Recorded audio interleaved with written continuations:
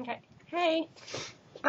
Today's going to be a bit of a depressing subject, but I've decided that it's kind of needed, and I just want to kind of put my experience out there so other people can just have an understanding as well about what I'm going through and what a lot of other girls and boys are going through as well.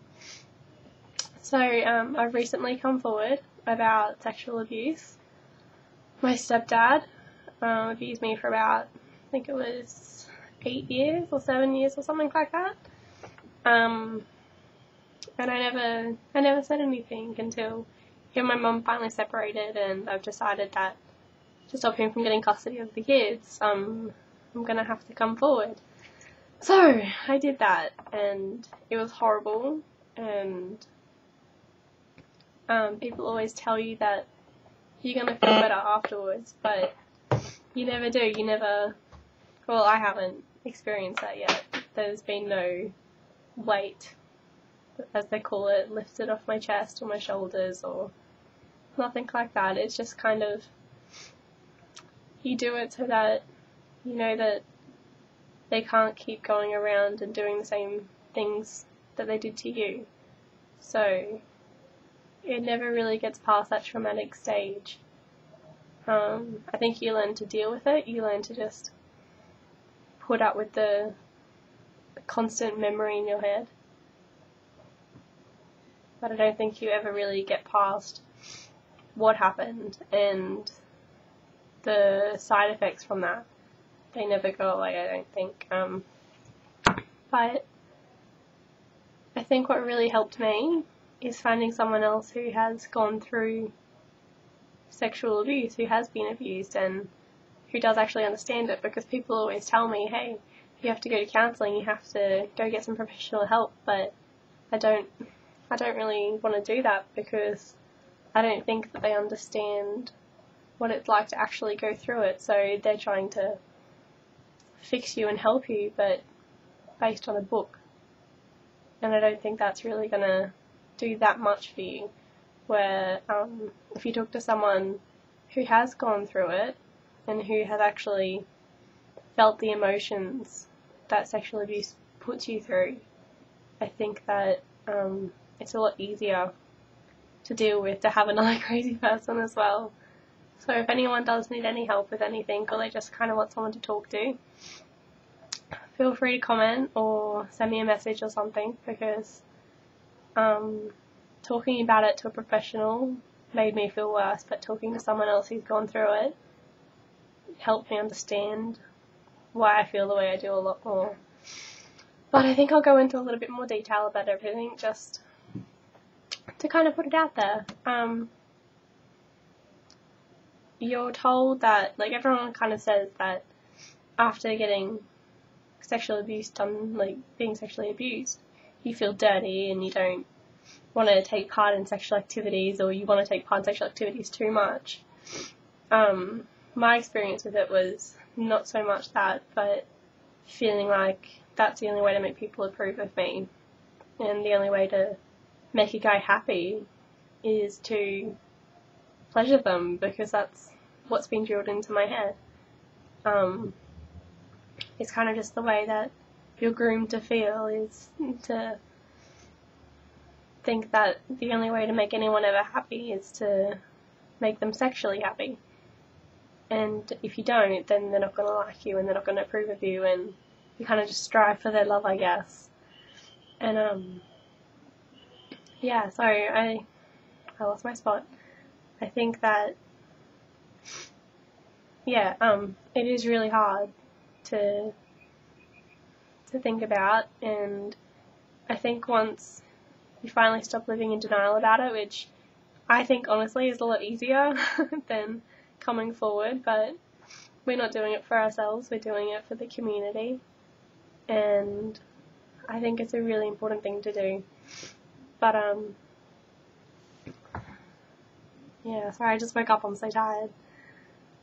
But yeah, it's kind of horrible thinking that your brain has been groomed to how someone else wants it. It's not. You don't feel like you're yourself, you don't feel like you became your own person the way everyone else does. You feel like that someone else made you who you are, and the little tics that you have, you feel like it's because of them, and the reason you have so many phobias or you don't have enough is because of them. You didn't get to just create yourself. You were created out of fear or because you just wanted to make them love you, which was my situation. I wasn't scared or sad or anything like that during the years of it. It was like I was in a relationship with him. He made me think that he was doing all these things because he loved me and because he wanted to be with me instead of my mum, which is so twisted and sick. But I suppose it started when I was 4 and went until maybe grade 7, I think it was. And yeah, so I don't think I really understood what was so wrong about it. But the reason I thought I felt bad was because I thought I was taking my stepdad from my mum. And now I look, and I always felt like it was my doing, like I was the one initiating it, and I always felt like I was the one doing it. And so that's why I always felt so guilty, because I never really thought he had a part in it, and I always thought it was my fault. And I guess people always say don't feel like it's your fault, but if you think back to it and you kind of understand what went on, you can see why you think it was your fault. But you need to stop and think about that the adult always has that responsibility to make sure you're safe, and if he's letting you do that, it's because he's put into your head that that's what you should be doing, and that's not right at all.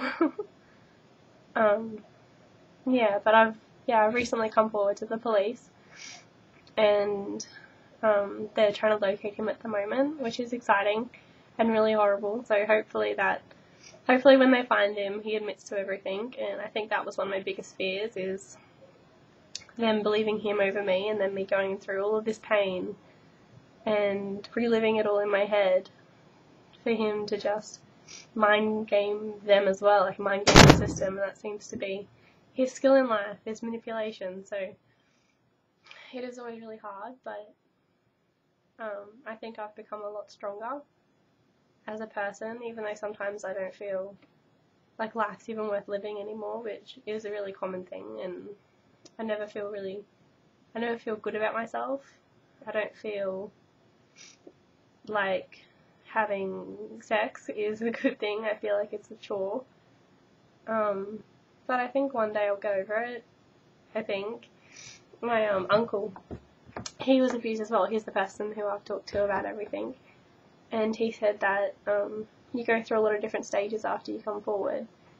And I'm pretty sure he said the first one was anger, and then you start going out to save the world pretty much, which I guess is what phase I'm in at the moment, is trying to get the word out there and trying to just speak to everyone. But I think it's an important thing to do. Like, even if only 2 people see this, if they have been affected by sexual abuse, it's really good to just understand that you're not alone in the way that you feel.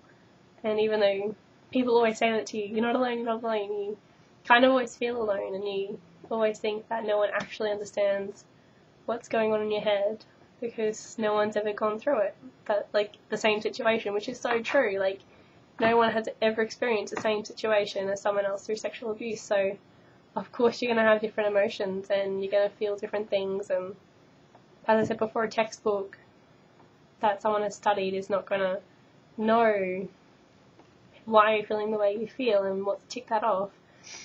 So yeah, but I didn't tell anyone really until about 3 years after it stopped, or 4 years after it stopped. I told my mum, and she stayed with him, and I moved out. And I have another 3 brothers and sisters that are younger than me and an older one.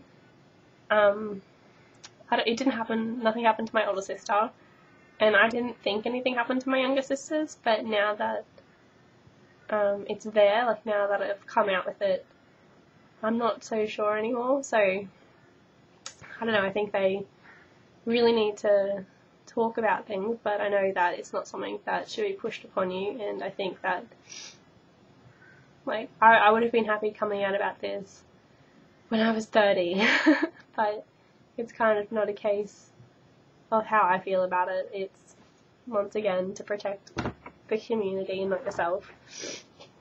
But yeah, it's pretty crazy. But if anyone really wants to talk to me or wants to talk to someone about it, I'm all for it. Like, come say something. If you have a child or a relative, or your mum was abused even, or you're in an abusive situation and you know that something's going on, then come talk to me. I'm not going to tell anyone, but it is good to have someone who's gone through the same thing or a similar situation. But yeah, so there's hope for everyone yet, and I think getting this far and even clicking on this video to watch shows that you're making some progress and you're moving on in life, because I think if you stay in denial and you don't deal with it, life is going to keep going while you stay in the one spot, and that's not a good thing. You're going to be, you're going to be missing out on life and all the joys of it. Even though still, like, I've only come out about this about 6 months ago, and I'm still feeling not that much better, but I feel like I've done a good thing, even if emotionally I'm finding it more difficult to deal with, because I'm not pretending it didn't happen anymore, which is simple, which is the best. Like, I found that wonderful, is just to pretend that that never happened. And oh yeah, don't be worried when you don't remember a lot of it, because I don't. Like, it happened for years and years and years and years, and I remember like 5 incidents. That's all I can remember, because I've blocked them out. Like, I think it's called traumatic amnesia or something like that, where you go through a huge trauma and you can't remember so much. Like, it's literally just cut from your memory. So I'll remember the beginning of it, and then it just stops. Like, before anything gets bad, it just stops my memory. So if you don't remember a lot of stuff, don't feel like that your brain's creating things. It's just kind of blocked it out because it was too hard to think about. So just keep that in mind. If you want to go talk to someone, they're not going to be upset with you for not remembering, because it's a really common thing. And the policeman that I talked to was really understanding, and they try and jog your memory, and it works. Like, they're not things that you want to remember, but you start remembering a lot more than you thought that you did. And yeah, it's really hard, but it's good. It's good to talk about it with someone else, I guess. Or maybe just talk to a camera and then watch it a few times, and you'll start thinking about things in depth a bit more, because I think that's what counsellors do anyway. They kind of just reflect your own thoughts onto you again. They don't do much else. But yeah, anyway, I'm going to stop talking about this now, because it's really hard for people to cope with and deal with when it's happened to them. It's a hard thing to listen to, and probably feeling a bit nauseous, so I'm sorry. Once again, go eat some chocolate, you'll feel better. Yeah, but anyway, today is my second vlog, which is exciting. Yay! I started talking to a new guy. I call him Mufasa because he has a lion tattoo, so yeah, but I kind of told myself I'm not going to start dating anyone or start seeing anyone until I'm mentally healthy, because it's really unfair on them. So, but I've told this guy that I'll have a movie night with him tonight, so I'm not sure what's going to go on, but hopefully we're just going to be really good friends, and he's not going to, I don't know, kill me. Not that he would, sorry if he's watching this. Yeah, so I'm kind of excited for the first time in ages to see a guy, so it's really strange, because I haven't got excited about a guy in so long, so I'm so excited. Yeah, but yay, I'm so dead. But okay, I think that's all really. I think I might go get acupuncture this morning, because I just can't sleep anymore, and I thought I was fixed, but I'm not. Yeah, but I will get back to you all details about tonight tomorrow. Okay, see ya.